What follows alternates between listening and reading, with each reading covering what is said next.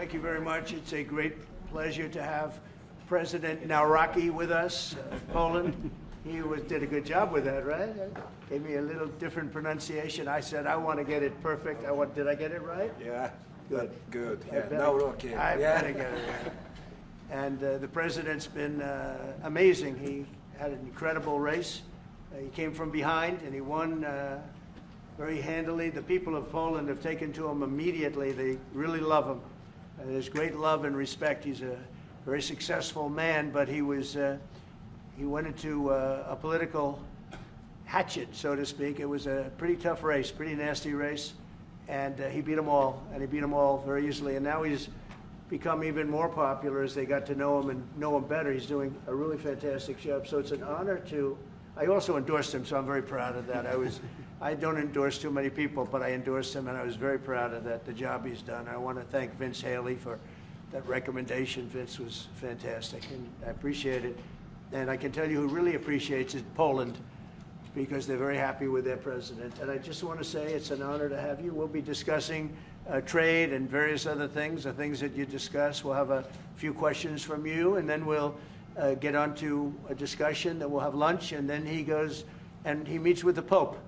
And that'll be very exciting. And say hello to the Pope for me. Yeah, okay. I will. Thank you very much for being here. Thank you very much, Mr. President. Thank you very much, and I would like to express my gratitude for your invitation. Only after 1 month from my sworn and from celebration for my inauguration, it means that Polish-American relations are very important, very strong. I think that we have so strong relations that we have never had, and it's very important for me. Our relations are based, of course, on the values. Right. And thank you very much for your support, for your endorsement during my very hard campaign. I remember it, and I'm very grateful for your support.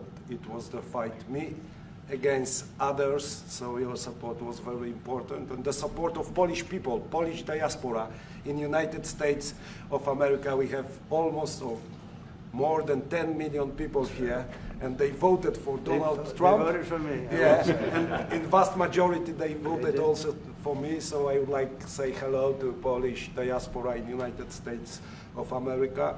Those relations for me, for Poland, for Poles, are very important with United States of America, and they are based on values: independence, sovereignty, democracy. And I think, Mr. President, that those values are epitomized by our common heroes, yes, Kazimierz Pułaski and Tadeusz Kościuszko. So thank you very much, and I hope it will be very fruitful discussion around the energy, around the economy and military service. Yeah. And the flyover was very much in honor of your great pilot who just passed away recently, who was a legend in Poland. You might want to say something about him. Yes, of course, it was a terrific accident in Poland. Thank you for this gesture that F-35 opened our meeting. Major Krakowian was one of the best Polish pilots, well-honed Polish pilots, and he died. He lost 2 children, so it was a great tragedy in he was in a Poland. legend in Poland, actually, a legend as a pilot. He was an incredible pilot, and I think he went to the Air Force Academy, actually. But he was a fantastic pilot, and it was a big setback. The people of Poland are very, very sad, so we thought we'd do that. That was the single plane that swooped up. And machines, American machines, opened our meeting. It was great. And we are waiting for 32 F-35s in Poland. So it also shows that we have great relations according to the best military equipment on the world, American equipment, which build Polish security too. Well, Poland, we've had a tremendous relationship. I think now it's better than ever because of this relationship. It's a little special because we fought together. But we've always been very good, and we have some wonderful people, as you know. Duda, my friend, he's a good man and still a big fan of yours, very much so. So it's a great honor, and we're going to talk about trade. We'll talk about some other things. We'll take a couple of questions from the media. Will American soldiers remain in Poland? Will American soldiers remain in Poland? Yeah, I think so. I mean, do you know something I don't? I don't know. Yeah, we're very happy. If anything, we'll put more there if they want. But they've long wanted to have a larger presence. We have some countries that have more, not too many, but no, they'll be staying in Poland. We're very much aligned with Poland. Sir, on Russia and China, you, sir, can we ask about, we saw a dramatic picture where we saw the leaders of Russia and North Korea and China together, the first time the leaders of those three countries have been together in this sort of show of solidarity. You said that they're conspiring against the United States. What do you think they're conspiring to do? And given this, is it reason why you should slap or would consider slapping secondary sanctions on Russia if they're conspiring against the U.S. now? Well, I've already done that with regard to India, and we're doing it with regard to other things. And I put out a truth last night. You saw that. And I was the one that brought it up. I said they're only doing this. They're looking to, when they did what they did, I thought it was a beautiful ceremony. I thought it was very, very impressive. But I understood the reason they were doing it, and they were hoping I was watching, and I was watching. My relationship with all of them is very good. We're going to find out how good it is over the next week or two. I think that we helped China very much, as you know, when they talk about freedom. And I don't believe that, and maybe I'm wrong, I hope I'm wrong, but I don't believe that America, that the United States was acknowledged for helping China to get to gain its freedom. But perhaps that was just that was a sleight of hand. I mean, I was very surprised. I watched the speech last night. President Xi's a friend of mine, but I thought that the United States should have been mentioned last night during that speech because we helped China very, very much. What was the reason? They should have been invited, Mr. President. What was the reason? Mr. President, do you think they should have been invited? Yes, go ahead. You've expressed many times your frustration and disappointment with Putin, but there's no action since you took your office. How do you know there's no? How do you know there's no action?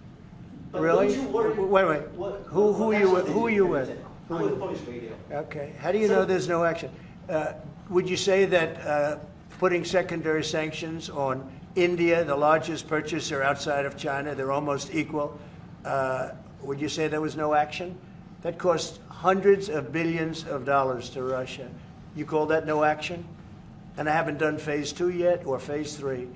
But when you say there's no action, I think you ought to get yourself a new job, because if you remember, 2 weeks ago I said, if India buys, India's got big problems, and that's what happened. So don't tell me about that. Go ahead. Mr. President, Mr. President, right now there have been survivors of Jeffrey Epstein speaking at a press conference on Capitol Hill. They're calling for these case files, these documents to be released. And Thomas Massey, who is sponsoring a discharge position to get the House to vote on releasing those documents, says he doesn't believe you're implicated in these files, but many of your friends and donors may be, and he says that's why the Justice Department is redacting them and slow-walking the release. Is the Justice Department protecting any friends or donors, sir? So this is a Democrat hoax that never ends. You know, it reminds me a little of the Kennedy situation. We gave him everything over and over again, more and more and more, and nobody's ever satisfied. From what I understand, I could check, but from what I understand, thousands of pages of documents have been given. But it's really a Democrat hoax, because they're trying to get people to talk about something that's totally irrelevant to the success that we've had as a nation since I've been president.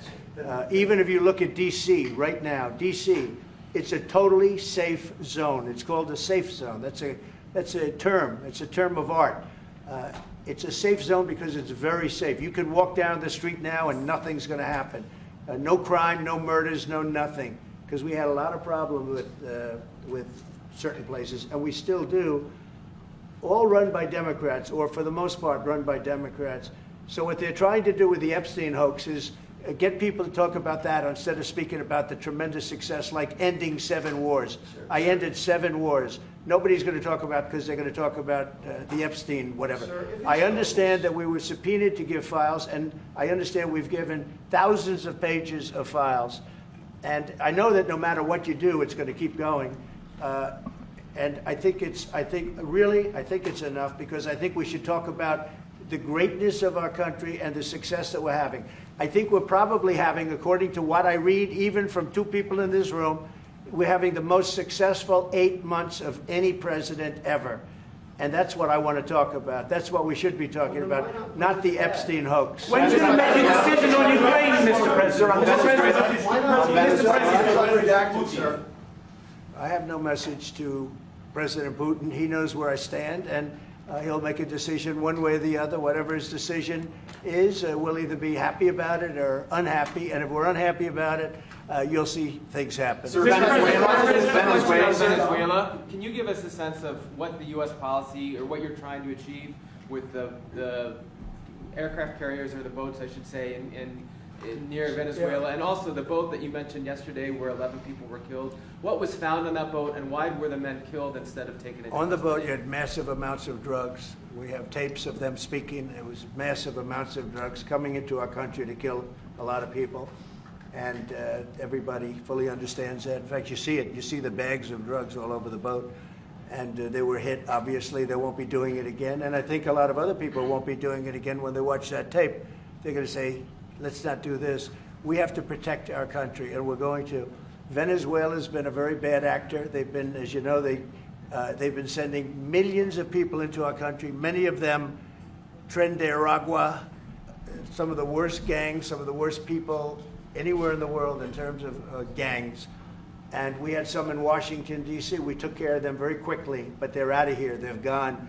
But Venezuela's been very bad, both in terms of drugs and sending some of the worst criminals anywhere in the world into our country. They emptied out, you don't know this, but they emptied out their prisons in Venezuela, and they emptied them out into the United States of America. And that's part of the problem we have. We're getting them out. We're getting them out rapidly, but it's caused a tremendous problem. And Pete and all of the people that are working very hard to rectify the stupidity of the Biden administration, allowing these people to pour into our country with open borders. We are paying a big price as a country for the incompetence of the Biden administration. But think of it, opened up prisons, drug dealers, drug lords, everything coming out of Venezuela, they said, and we said, we're not going to put up with it anymore. So Venezuela has been one of the worst actors in the whole group, and we have a group of pretty bad actors. Are you wanting to force withdrawal? Yeah, thank you, Mr. President. At the end of this month, the government, or the Congress, has to pass a budget. Do you think we can avoid a government shutdown? Yeah, I do. I think the Republicans will vote for an extension. We won't have any Democrat votes. We could give the greatest budget ever. Tax cut of 50%, everybody taken care of, perfect for women, perfect for men, perfect for minorities, perfect for everything, and we wouldn't get one vote for the Democrats because they've lost their mind. They are so deranged. They have Trump derangement syndrome, and I don't want to burn the Republican Party with it, but they really are. They've become almost sick. They actually think there is a disease. It's called Trump derangement syndrome. They've got it. No matter what we did, no matter how good, you could give them everything that they've ever dreamed of, and you wouldn't get one vote. These are sick people, and I think we're going to have a tremendous midterm. We just approved the largest tax decrease in the history of our country. We have things, if you think of it, no tax on tips, no tax on Social Security for our seniors, no tax on overtime, deductions when you buy a car and you borrow money to buy a car. First time they've ever seen anything like this. Middle-income people get deductions. You get a deduction when you buy a car. Nobody's ever seen. And by the way, they're selling cars like crazy. Cars are pouring back because of the fact that we have tariffs. Cars are pouring back into our car plants are pouring back into our nation. They're coming from all over the world. They're coming back. You know, we lost about 54% of automobile manufacturing over a 30-year period, 35-year period.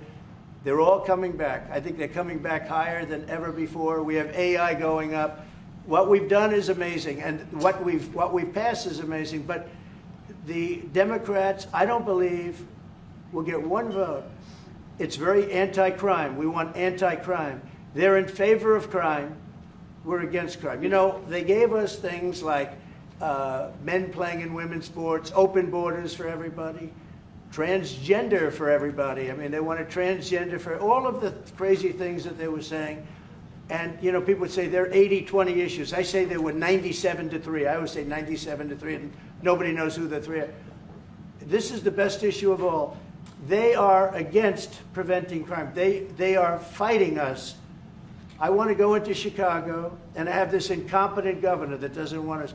Do you know that this weekend 72 people were shot in Chicago? I'm embarrassed to say it in front of the president of Poland. 11 people were killed. 72 people were shot. Last week, 7 people were killed in Chicago, a place which is probably your #1 place. I hate to say it. Yeah, a lot of Poles in Chicago. And we got to keep it safe. But 7 people were killed. The week before that, 5 people were killed, and 21 people were shot. This is in 3 weeks. So in 3 weeks, I lost almost 35 people were killed. It could have been stopped. If you look at Washington, D.C., 3 weeks ago, it was the same or worse. And now it's considered a totally safe zone. Restaurants are open. They're bustling. Restaurants, you have to see, restaurants were dying. Nobody wanted to go out. They didn't want to be attacked. They didn't want to be mugged. They didn't want to be attacked even in the restaurant. And you take a look at what's happened. Friends of mine that haven't gone to a restaurant in 4 years, one of them went out 5 times in the last 2 weeks to a restaurant with his family. They feel totally safe. Washington, D.C. is a totally safe city. You're not reporting any crime because there is none.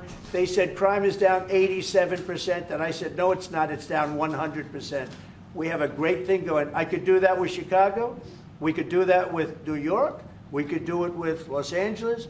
So we're making a determination now. Do we go to Chicago, or do we go to a place like New Orleans, where we have a great governor, Jeff Landry, who wants us to come in and straighten out a very nice section of this country that's become quite, quite tough, quite bad.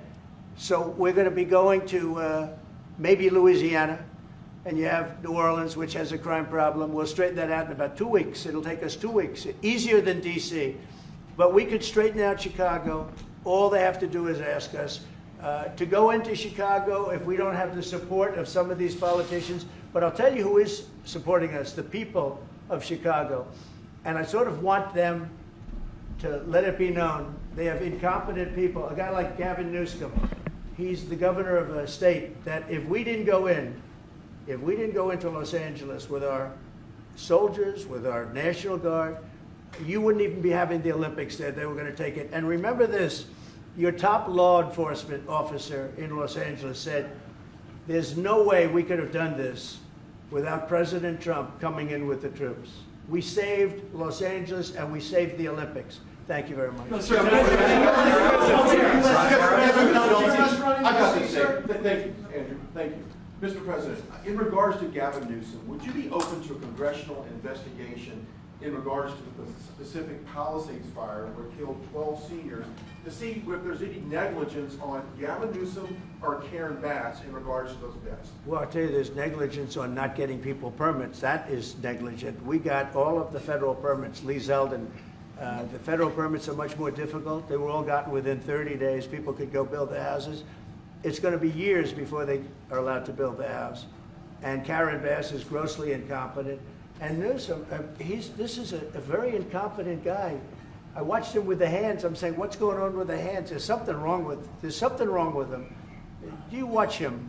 There's something wrong with this guy. But more importantly, he didn't allow the water to come from the Pacific Northwest. You know, they have tremendous amounts of water in California. People don't know. They send the water out to the Pacific Ocean.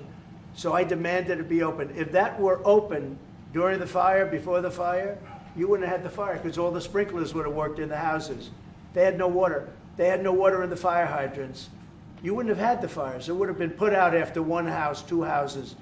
But he stopped the water from coming in. And I had to send in the military to have that water opened after the fires. And now they have water, but he should have more because they've restricted, they still restricted. There's something wrong with these people. There's something really wrong. As to investigation, I view it as a gross incompetence. I view it as an ideology that's wrong. It's a radical left ideology. And if I didn't win this election, I think our country would be destroyed. I don't believe you'd be here right now, and our country would be destroyed. Yeah. Mr. President Trump, thank you, sir. What are the most important branches of interest between Poland and U.S. in your opinion?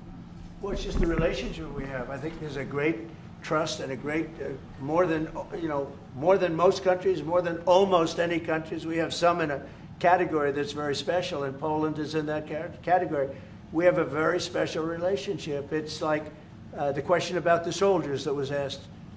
We never even thought in terms of removing soldiers from Poland. We do think about it with regard to other countries, but we would never know. We're with Poland all the way, and we will help Poland protect itself. I would like to add something. Yeah, of course, security is most important also for our relation. And I'm a historian, as you know, maybe, Mr. President. Sure.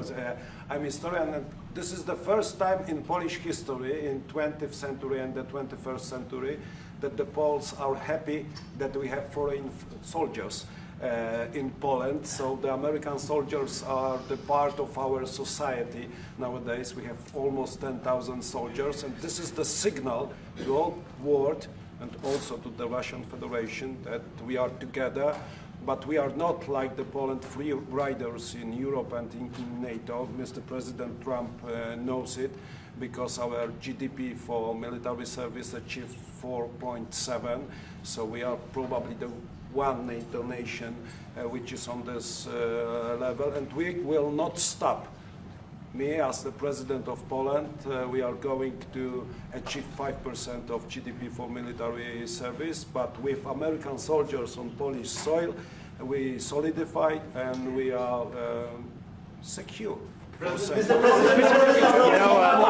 Just about that. Poland was one of two nations that paid more than they were supposed to with NATO. I don't know if anyone knows that, but there were two nations, and Poland paid more than they were supposed to. They thought it was low. And by the way, since then, at my request, they've raised it from 2% to 5%. But Poland was one of two nations that paid more than they were supposed to, which was a very nice thing. Yeah. You were not invited to the parade in Beijing.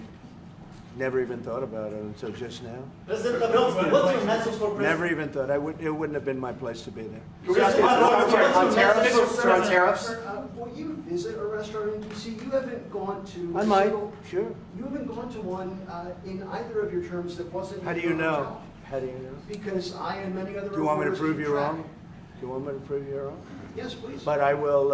I think it's something we could consider doing. I'd love to do it. I love the White House food, but after a while, I can see going to a nice restaurant. It's safe.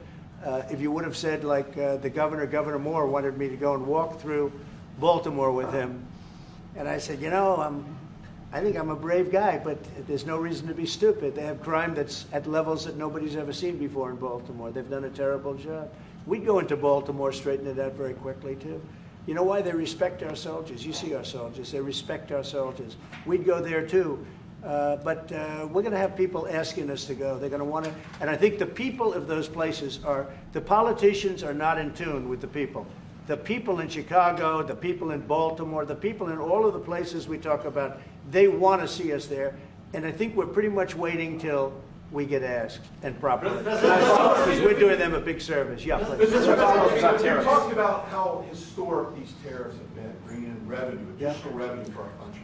You've also mentioned before they could possibly replace federal income tax. Possible. Do you think that's... Someday it's possible. It used to be. So if you go back to 1913 is when they ended tariffs. We were the richest ever from 1850. It was all tariffs. We didn't have income taxes. From 1850 to 1913. In the 1887s, about 1887, they had the Great National Tariff Act. And it was a group of people that got together because our country was so rich, they didn't know what to do with the money. We had so much money, they didn't know what to do. It was a group of very prominent people that were set up to hand out money to everybody because we were the richest we ever were. Proportionately, we were in 1887, around that time, even in 1913. We ended them in 1913. How did that work out? And then we went to the income tax system, and then we had the Depression. And by the way, a lot of people try and say that, oh, tariffs with the depression. No, they ended in 1913, and then we went to income tax, and then in 1929 you had the depression. They did try and bring it back in 1931-32, but the depression had long started, and this poor, beautiful nation was gone. It was gone. We suffered for 25 years. It took 25, 30 years to really recover from the depression. And we don't ever want to see that happen again. The tariffs are vital to the success of this country. When I say I ended 7 wars, at least half of those wars were ended because of the power of tariffs. I was able to say, well, we're not doing any business with you, or if you're going to war, we're putting a big tariff on you. And all of a sudden they announced that the war was settled. I settled 7 different wars, one going 31 years, look at the Congo and Rwanda, look at that, 31 years, 10 million people dead. I got it settled. And a little bit of that one, less than in some cases, had to do with trade and had to do with tariffs. So, you know, tariffs are vital to our country. And just so you know, other countries use them on us, but I just used them a lot better. We're in a much better position. We have trillions of dollars coming into our country. If we didn't have tariffs, we would be a very poor nation, and we would be taken advantage of by every other nation in the world, friend and foe. We're not going to let that happen. And we have a very, very big case in the Supreme Court. I can only say this. Our country has a chance to be unbelievably rich again, but it can also be unbelievably poor again.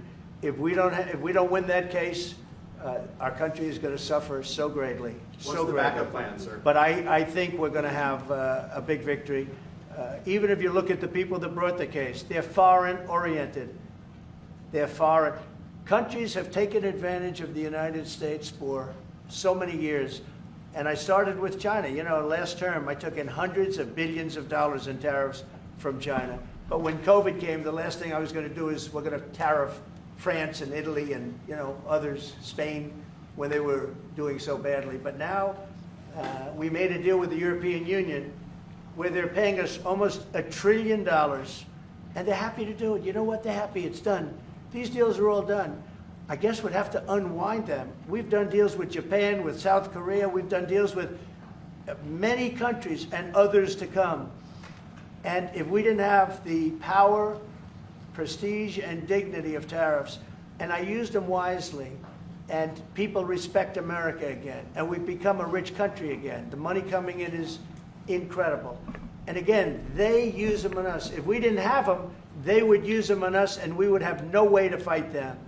We would be a third world nation. So I think it's one of the most important cases I've ever seen go before the Supreme Court of the U.S. 2 weeks ago, you gave Vladimir Putin a 2-week deadline to agree to talks with Volodymyr Zelensky. That deadline is now nearly approached. Can you give us any indication of when you will make a decision? Well, I'm having a conversation with him very shortly, and I'll know pretty much what we're going to be doing. We've taken very strong action, as you know, and in other ways we've taken very strong action. But I'll be speaking to him over the next few days, and we're going to see. With who, sir? I'm going to know exactly what's happening. But I'm not happy with all the people. You got 7,819 people killed last week. Russian soldiers and Ukraine soldiers, right? Not American soldiers, not soldiers from Poland, but they're human beings, they're souls. They have parents, they wave goodbye to their parents, and their parents never see them again. That's the end of them. Over a stupid war, and I want to see it stopped. Now, we have stopped the money.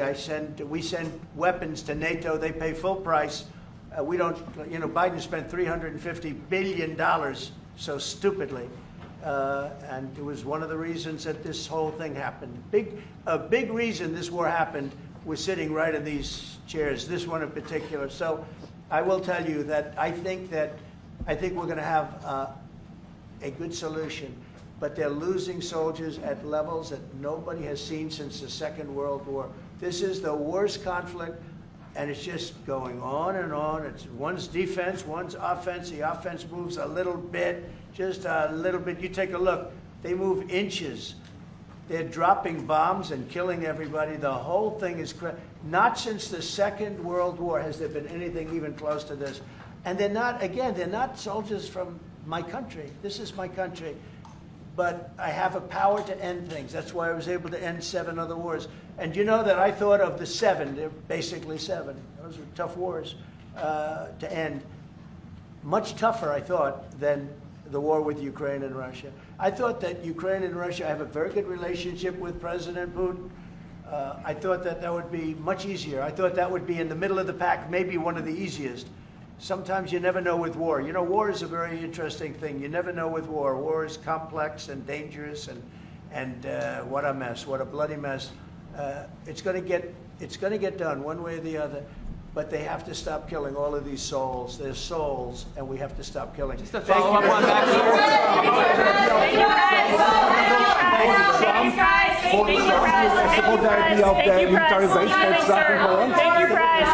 Thank you, press. Keep moving. Thank you. Out the door. Thank you. Guys, out the door. Thank you. Thanks, guys.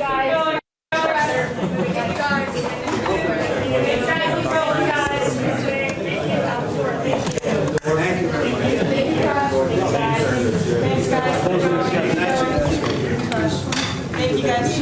Thank you, President. We can take a few more pictures. Thank you.